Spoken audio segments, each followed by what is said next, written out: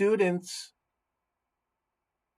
Well, today we finish up our notes on our topic of the week, invertebrates. And hopefully you are continuing throughout the week to review your notes and take advantage of those study guides, study helps, those review games and practice quiz that you can take over and over again as many times as you wish. But let's finish up our notes today with the remaining invertebrates that we're going to be discussing this week, and then I'll try to end a little bit early so you can watch some of those video clips I mentioned yesterday. So let's check it out and get right into our first phylum of invertebrates for today, Echinodermata. Echinodermata. Let's look at that word. I know it's kind of funky. Echinodermata. Echinodermata. Let's try and say it together. Echinodermata. Again. Echinodermata. One more time. Echinodermata. What in the world does that mouthful of a word actually mean? Well, let's look at it. Let's look at the second part of the word there, dermata.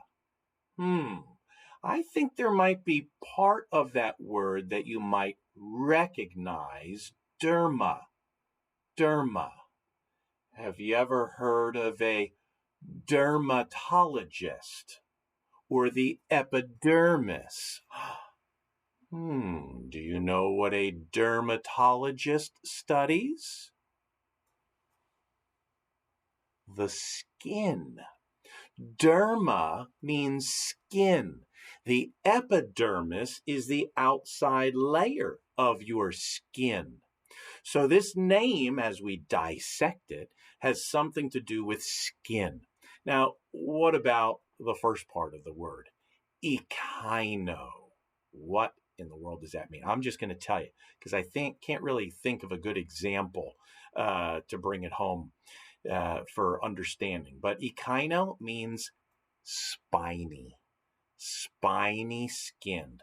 Look at these pictures here. If you were to touch any of these, ooh-wee, especially that one, oh yeah, you'd get the idea that spiny skinned organisms is a very appropriate name for this particular phylum of critters. Here are some of the examples of echinoderms, and you can feel free to jot these down if you want in your notes. Seastars, formerly known as starfish, brittle stars, sea urchins. Oh man, I was at the beach once when somebody stepped on a sea urchin and had spines in the bottom of their foot. Ooh, that was nasty to see removed. Sand dollars, sea cucumbers. Some people like to slice them and dice them and put them in salad. And crinoids. All of these are examples of echinoderms or spiny skinned critters. Probably without a doubt, the first and the biggest example of one that you're probably most familiar with are, in fact, the seastars, formerly known as starfish. I still call them starfish. I'm trying real hard to latch on to the sea star name, and it is certainly more appropriate, I got to tell you, because they are not fish. The word starfish is really a misnomer. Fish are vertebrates. They have backbones. Fish and starfish are not related really at all, other than the fact that they're both animals and they're both living things. Beyond that, and they live in the sea. But beyond that, they're really quite different. So a sea star is a much more appropriate name for these critters. And if you look at some of the examples here of sea stars, here's probably some of the more common ones with 5 rays or arms on them.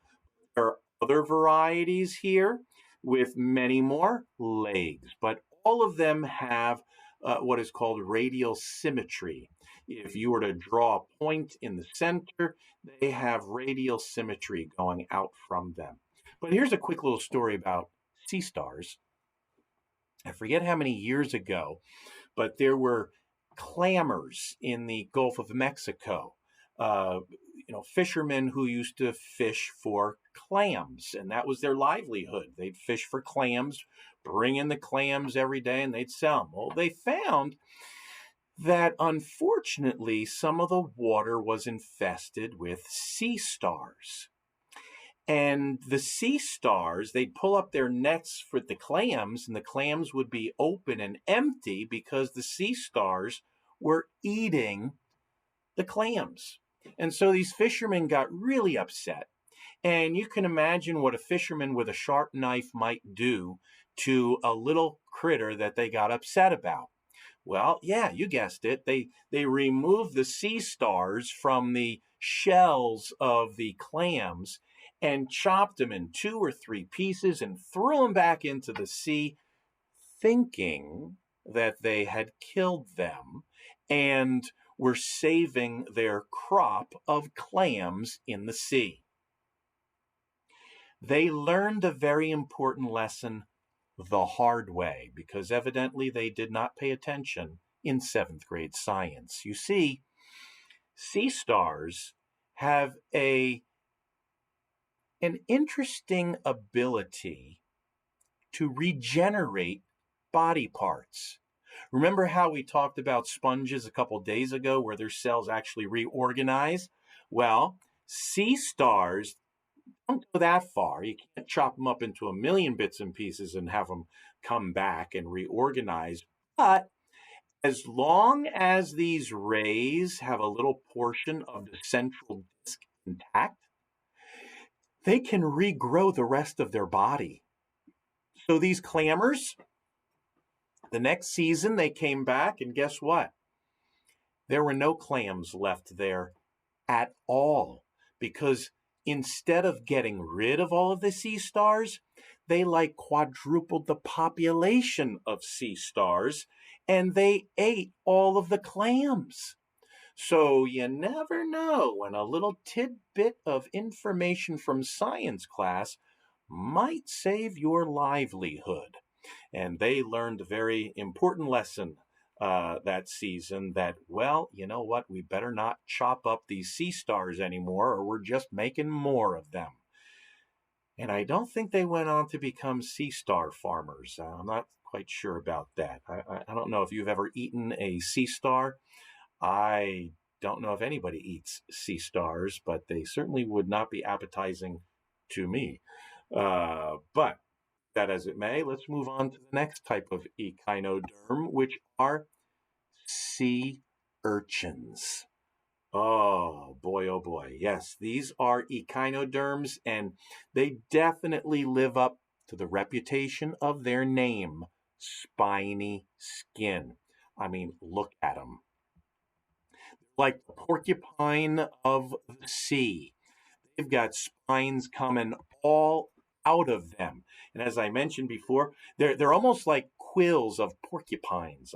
I saw someone step on one of these, and these spines are like barbed fish hooks. They went right into this person's hook, and it needed to be gouged out by a lifeguard in order to get it out of their skin. It did not get plucked out very easily. So if you go barefoot in the sea, watch where you're walking. You do not want to step on a sea urchin. Believe me.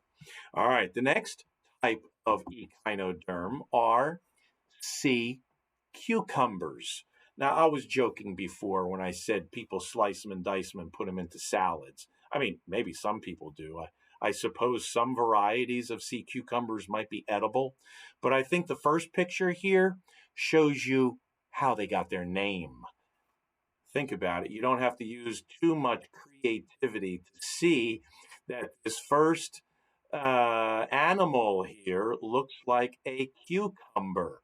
That's how these critters got their names. But they come in different varieties, even multicolored sea cucumbers. This one actually looks more like a moldy, squished pumpkin or something, like a squash, doesn't it? But again, remember, these are not plants. These are animals. So don't let the name cucumber confuse you. Sea cucumbers are, in fact, animals with spiny skin. All right, this brings us to our next phylum of invertebrates, which is also the biggest phylum of invertebrates, and it is phylum Arthropoda. Phylum Arthropoda. And before we go on, do you recognize any of these? Ah, yes, a lovely little spider. We'll get to him in a little bit. But the word arthropod, let's see if you can think about this and figure out what the word arthropod means. You know what pod means, right? Say it. Yeah, foot. Arthro. Can you think of what arthro might refer to? Oh, I think when you get older, or if you know any older people, they might be suffering from arthritis. Have you ever heard of arthritis? Well, when a word ends in itis, itis means an inflammation of something like tonsillitis, arthritis. You get the idea? So, arthritis, the inflammation of arthro. Well, what are arthro? Well, think of where arthritis is. It's in the joints. Arthro means joint. So arthropods are organisms with jointed appendages that end in a foot. So they have arms and legs, basically, with joints. Let's talk about some of the other characteristics of phylum Arthropoda, starting with the exoskeleton. Now, we all know what a skeleton is. We've seen skeletons, or at least pictures of them, or the model in the lab. We all have a skeleton inside our bodies as mammals, as human beings. And our type of skeleton on the inside of our body is called an endoskeleton. What kind of skeleton do you think arthropods have? If it is called an exoskeleton, where do you think it can be found? Yeah, not on the inside, but on the outside. Have any of you ever stepped on a bug and heard it go crunch? Or maybe you've even eaten a bug and you feel it go crunch in your mouth. I don't know, maybe some of you like bugs. Well, that crunch is the exoskeleton of that particular arthropod. So, crunch, crunch, crunch, exoskeleton. And that exoskeleton helps to provide the structure for that arthropod, whatever kind of arthropod it might be. Here's another characteristic of arthropods. They have a segmented body. And this ties into the name arthropod. Arthro meaning joints. And if you have joints, it's going to give your body segments. My hand is in segments. The different knuckles are in different segments. If we look at these critters here, whether it's an ant, a friendly little ant, a scary little spider, or a lobster or crayfish, all of these organisms, which are all arthropods, have jointed appendages. Now look at the different segments in their legs. They have segments in their body. We can see that very clearly with the ant, the spider, and the lobster. These are three great examples of arthropods. You can see the segmented bodies. All right, next. Again, the namesake here of arthropods, the jointed appendages. The jointed appendages are what give them the segmented body, but we have to mention the jointed appendages as a unique characteristic of arthropods. So again, this diagram, what is it showing you? Well, it's showing you the actual joints here in the legs of whether you're talking about a crab or you're talking about these other critters. If you look at them close enough, and if you have a fear of these kinds of critters, you're probably not going to get a close-up look at them, if you know what I mean. But you can see the picture here. They do have jointed appendages. So be sure that you study these three characteristics of all arthropods.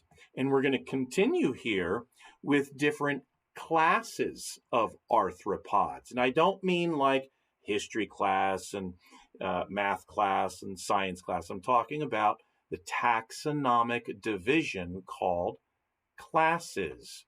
Remember, kingdom, phylum, class. So under the particular phylum that we are referring to here, there are 4 different classes of arthropods that we'll mention. The first class are those called the crustaceans. Crustaceans. Crustaceans like shrimp, sandhoppers, crabs, crayfish, krill, prawn, all of these barnacles, all of these are examples of crustaceans, and they live in a very marine environment. The second class are called the Myriapods. These kind of creep me out, to be quite honest with you. These Myriapods, they've got so many legs and they skitter around so quickly. They kind of creep me out. Really nothing to be terribly scared of. But myriapods include things like centipedes and millipedes. Millipedes don't freak me out too much because all you have to do is touch them and they curl up into a little ball. In fact, millipedes are herbivores. They only eat plant material, so they don't scare me for that reason either, because I know they're not out for flesh. But these other things, these centipedes, centipedes, by the way, have only one pair of legs per segment, whereas millipedes have 2 legs per segment. So if you really want to get up close and personal and tell the difference between the two, yeah, pick them up and see how many leg pairs they have per segment. But check it out. The centipedes, 1 pair of legs per segment, they're carnivores. They eat meat.